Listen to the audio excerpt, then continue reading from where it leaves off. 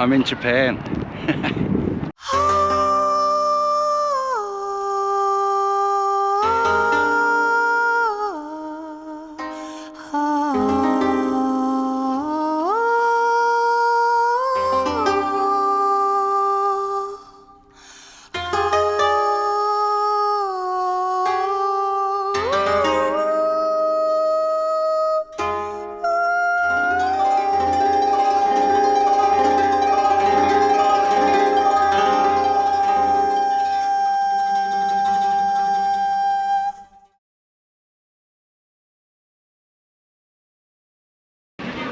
Welcome to Osaka. Very fun, Osaka. I'm in Japan. I'm in Osaka in Japan. First time being here. I'm really excited. So join me as I explore this city and see what all the fuss is about.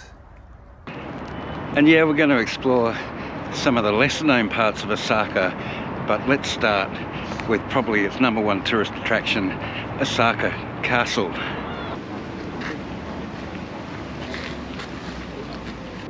Now there's a whole park all around the castle, and it's just a lovely space to go and wander. So let's do a bit of that. Osaka is almost a city of extremes. It's colourful, it's crazy, but there are pockets of beautiful serenity. Like this 16th century well used for drinking water by the ruler's soldiers.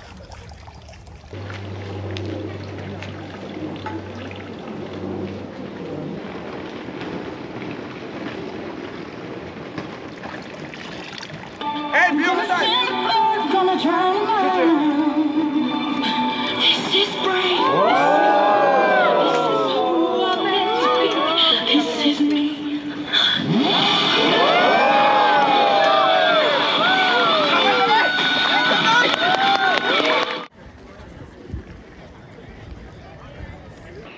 It is very impressive. It was built in, I think, the mid to late 1500s and is one of the most famous castles in Japan. It played a big part in unifying the country. You can go in and have a look at it, but I believe inside it's not in its original state. It's been ransacked a few times over history. So if you really want to see an authentic inside of a castle, you probably have to go somewhere else to see that. Nevertheless, it's really impressive from the outside too, and the gardens around here are beautiful.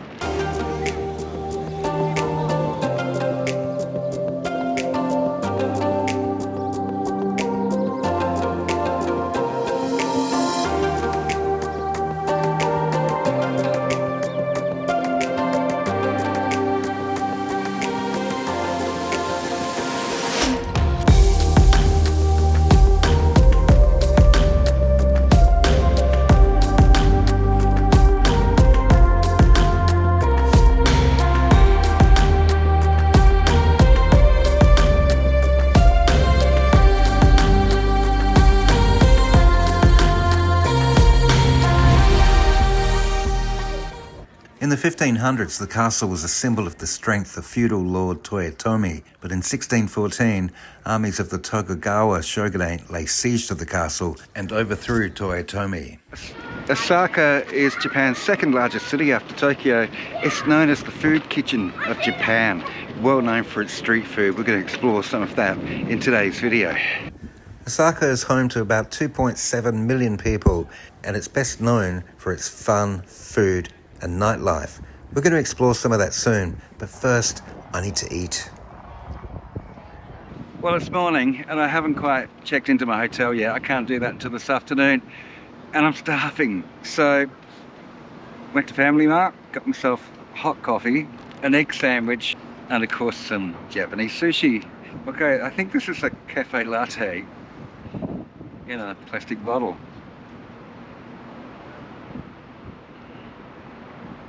Oh, it's sweet too. That's actually not so bad. It's not great, but it'll do. It's not bad at all. Good choice, Terence. This one's an egg sandwich. It looks more like an omelette.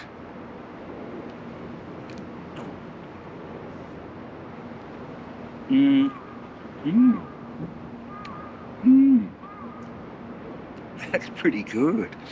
egg and lettuce and some kind of sauce. I don't know what, but it's tasty as. And I'm in Japan. Gotta have sushi. I'm in here for 4 hours maybe. I'm loving it already.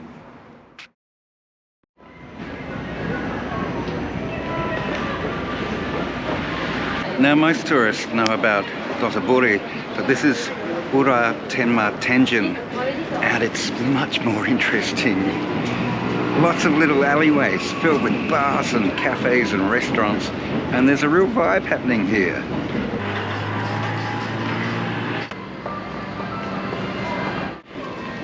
And as I wander around, I'm the only foreigner here that I can see.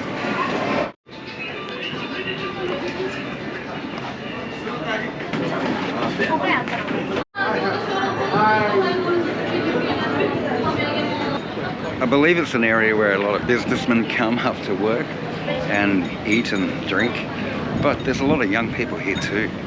It's really cool, really like this. If you're looking for great, cheap, authentic food and tiny little bars, this is definitely a place to come.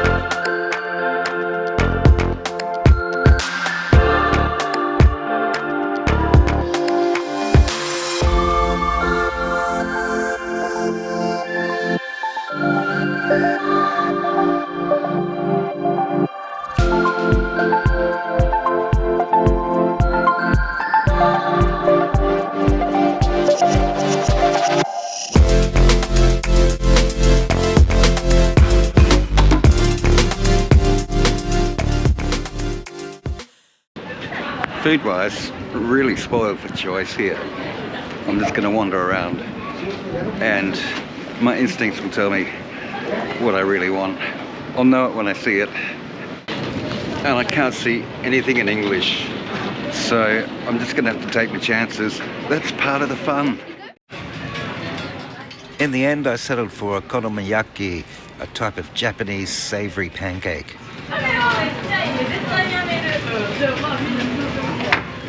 Mayonnaise, okay.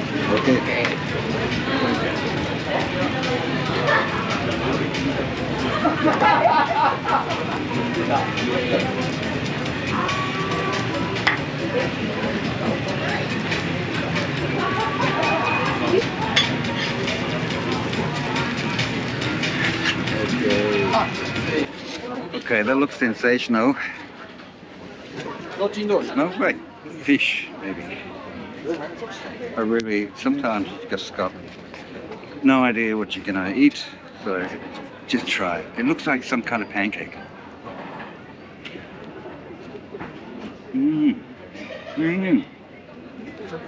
Oh, that's great. It is seafood. It's like a seafood pancake. I don't know what the Japanese word for delicious is, but if I did know it, I'd be saying it right now. They say Osaka is the kitchen of Japan. I think I agree. There's so much great food on offer here. Okay, time for some quirky things about Osaka. Outside some convenience stores, you'll find free umbrellas. If it's raining, just take one and pop it back later when you can.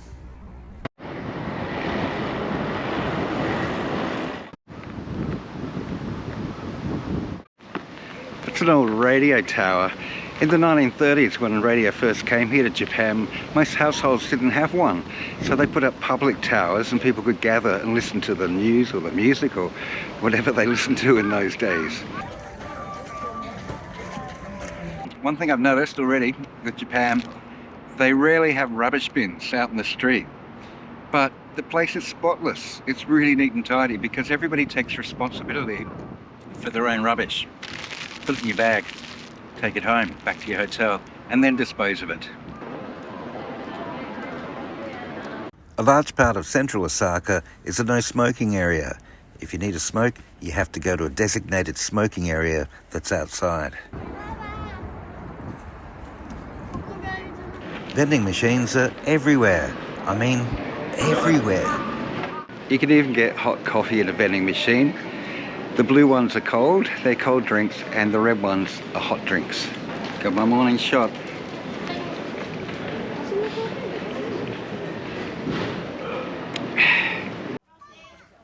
Revitalised by coffee, I headed over to the district of Namba. Just down an alleyway is the Namba Osaka Ginger, which is a Shinto shrine, and it's famous for its lion's head. It's a very Instagrammable spot.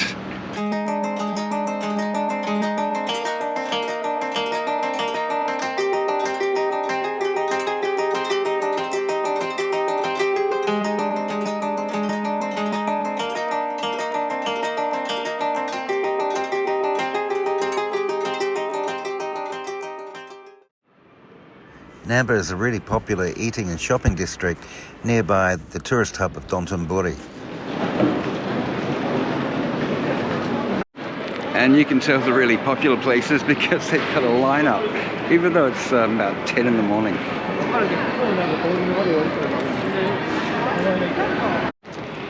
If you're a little bit lost and uncertain, you're in the Namba region. Right next to Namba Station is a tourist information centre.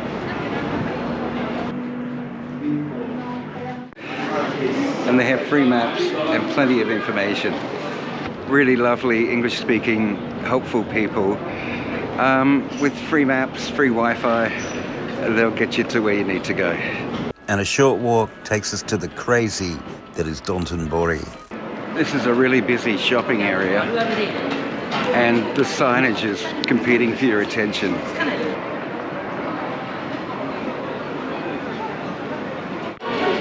I mean, really competing for your attention.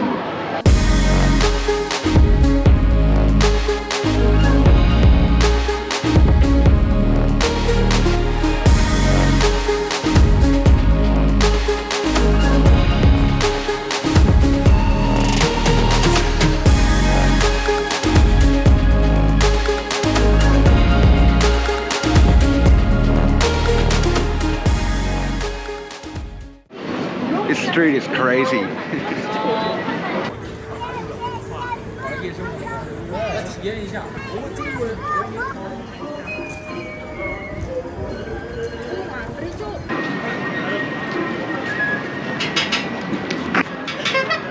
And I just had to try some takoyaki, Osaka's signature dish. It's a mix of flour, egg, soup stock, and boiled octopus. I'm not sure how I'm supposed to eat this, but it is warm.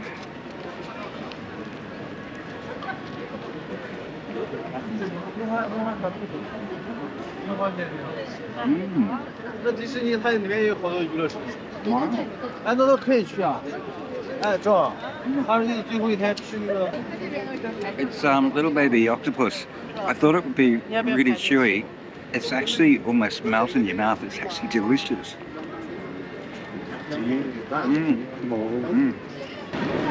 Okay, got some food in my belly at last.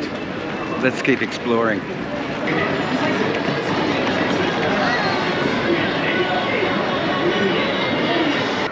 Cool thing about Osaka, from what I've gathered so far, really busy, a lot of fun, and it's really safe and clean and organized, but you kind of expect that from the Japanese. It's lovely, it's really lovely.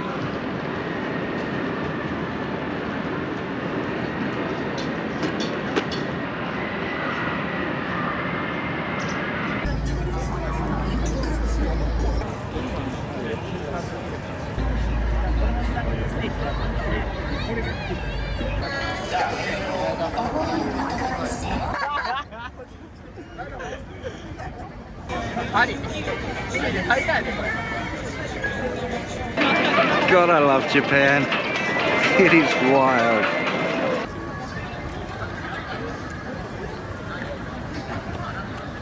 But tucked down a little side street, you'll find a completely different world filled with mum and dad shops and craft beer stores.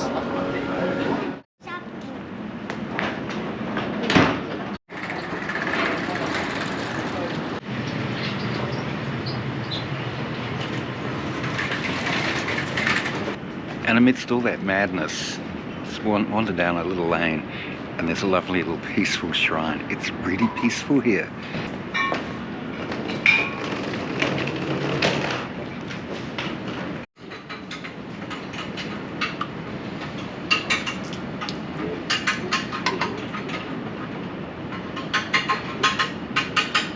This is a little Buddhist shrine, and the idea is if you splash water on the Buddha, it brings you good luck.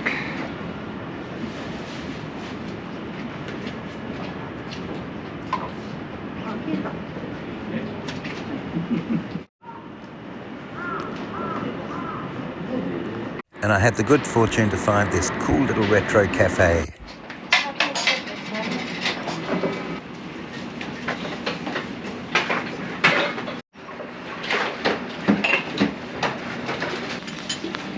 I've been hanging for this all morning.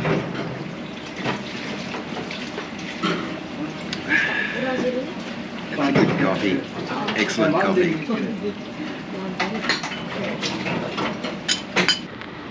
What I love also is you just get off the main drag and go down a little alley.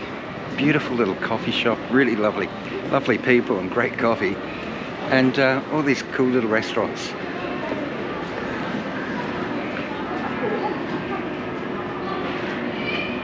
And it's somewhat peaceful compared to the main street.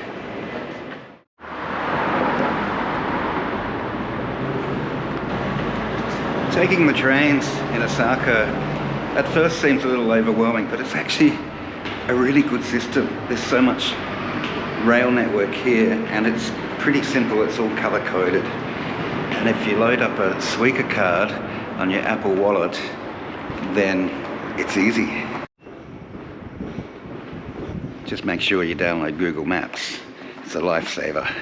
クレジットカードなどを使用したタッチ決済サービスを10月29日から開始しました。すでに登録は無料でタッチ決済に対応する話が危険ですので、ホーム柵から。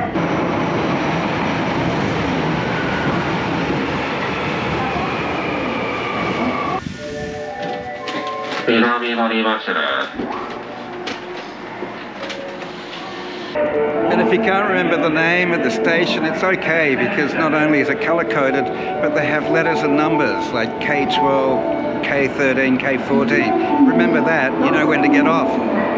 All announcements are made in Japanese and English. No worries.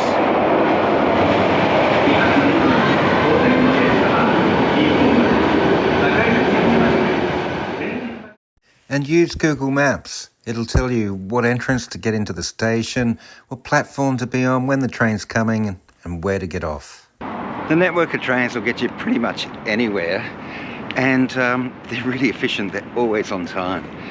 There's a little bit of train etiquette here in Japan. Don't be talking on the train. They all like to ride in silence. If you do have to talk to your partner or friend or whatever, just do it in a very quiet voice. They don't like loud talking, and no eating and drinking on the trains either.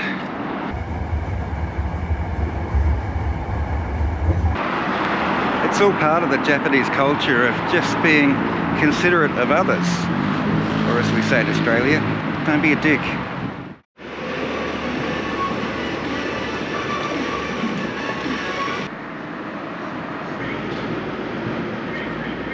There's a culture here in Japan where lonely young women come to these bars and sit with hosts and pay for lots of drinks, and often end up spending a lot of money just to hang out with a handsome young man. Peace, peace, peace.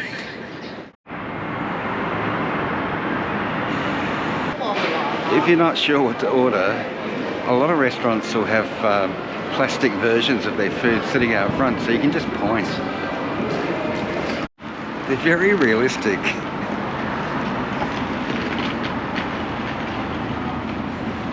If If you want to see the city, you can walk, take trains, taxis, or there's a more fun way.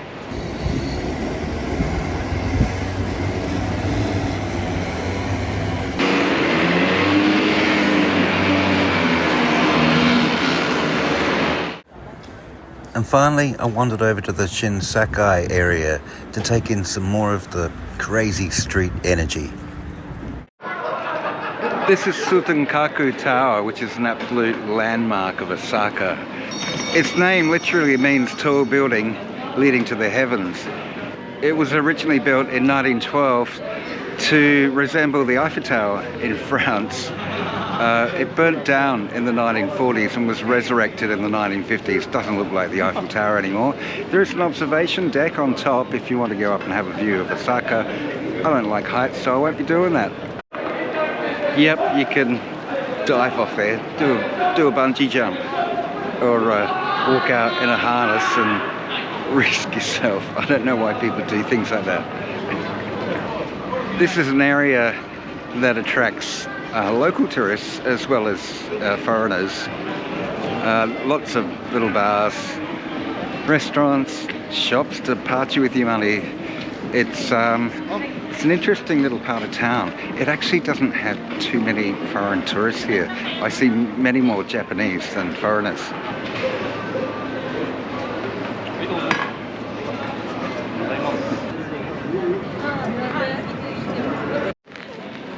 It's fun. It's just fun to wander around and just see life come past you. There's plenty going on. Japan is very much full of life. People say that Osaka's kind of boring compared to Tokyo. I haven't been to Tokyo, but Osaka rocks.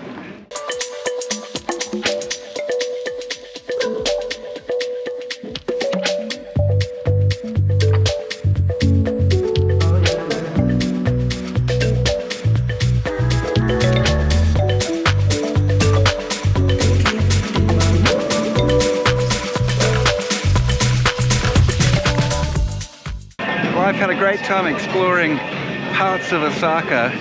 This city has a vibe. Thanks so much for watching. I'll catch you in the next video. Peace out, hey?